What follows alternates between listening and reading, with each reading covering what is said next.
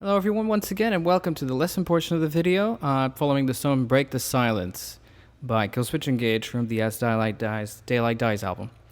Alright, it's one of my favorite songs to play from this album. A lot of great riffs, a lot of great rhythms. great clean section that we're going to take a look at in this particular video. Yeah, so we're going to isolate only one part of this. We're going to take a look at the clean section that's toward the end of the song. That just pretty much starts with the octaves, and we're going to see how the octaves are played, what chords are being played there, and how can we sort of put those several guitars together into one guitar. The idea is to, when you're writing your own riffs and you're writing your own compositions, this will help you see how parts that somebody has come up on a single guitar on a single instrument, he's come up with those parts in mind to be played in a band situation, meaning you have something for your other guitars to play. And yeah, that's the purpose of that. There's going to be a full analysis of a harmonic analysis of why these things work so well on my website. So please check that out after you're done with the lesson, and you can find all the fingerings and all the particular bits of performance in the tab that's attached to this. All right, so let's take a look at the parts. We start with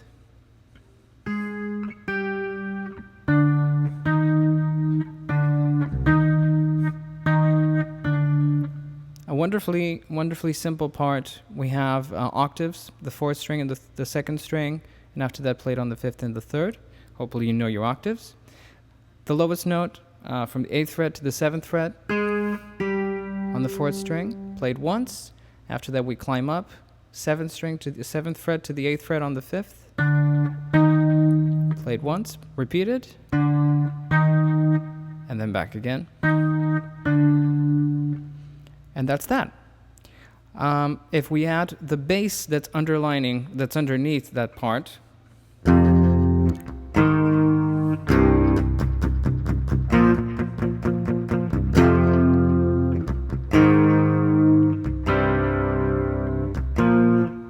I'm just going to use the bass note of these chords to illustrate the point. If we find the different position, for these notes that are played here higher on the neck, a little bit lower, it'll be easier to play. So I'm going to play it here.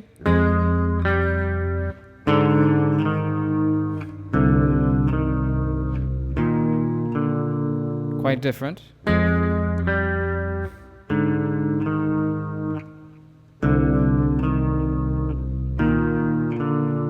You need the bass notes to give you definition. So that's how those two come together.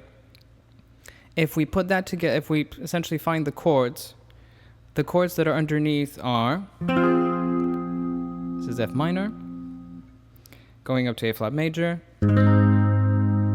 after that C minor, played with the open 6th string, B flat major, not an uncommon chord progression, right? In this case, played as power chords. You don't get the full spectrum of whether they're major or minor, but that we leave that essentially up to those intervals that are filled in higher by the other guitar. So if we combine our chords and that melody that's repeating, we get this part. And this is how I do it on the performance.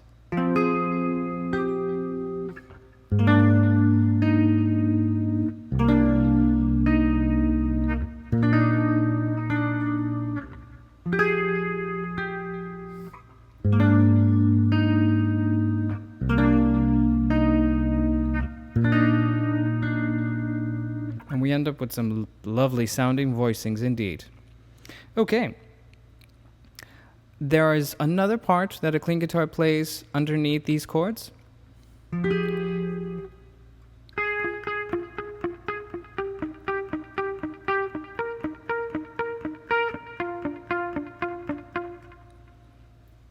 Very U2-esque fashion.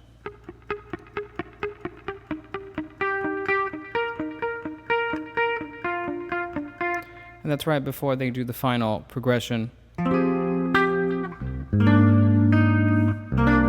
before the full band comes in. Okay, with the addition of those chords, essentially we get very interesting chord extension, so the palette of the chord opens up quite a bit. You can find the analysis on my website to see exactly what are the chords and why do they sound so lovely together. That's just the theory behind it. And the theory, a lot of people tell you the theory kills your creativity. That's nonsense.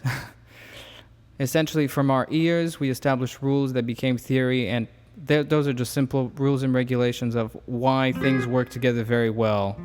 And if you put A and B together, if we put that chord progression together in this particular way, you know that you're going to get something that at least sounds pleasant to the ear. Whether you want to record that and make it your song, that's your choice. And that's where creativity comes in. Okay. Last, just part of the performance that I do, I try to combine several guitar parts together whenever the next section comes in, after the last chord sort of rings out. And we wait for the band.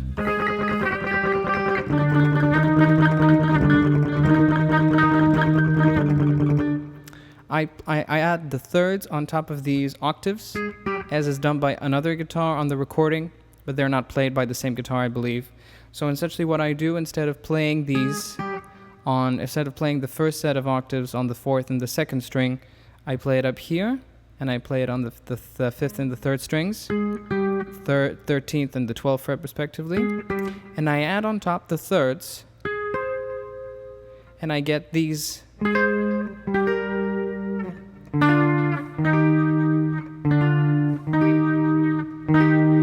unusual voicings here. So, to start with the first one, I have first finger on the 13th, third finger on the 15th, and my pinky finger on the 15th of the second string. And we get a chord shape that's unlike a major chord, except we're not playing the fourth string. So we get just this. After that, moving down, first finger on the 12th fret, and the third finger on the 14th, and we add our middle finger on the 13th fret. Oops. And we get something that looks like a minor chord. So those are our first two. After that, we have exactly the same chord shapes, just starting on the 7th, up to the 8th, again, and then backwards. Or if you're like me, you can add that note there, a bit of a suspension.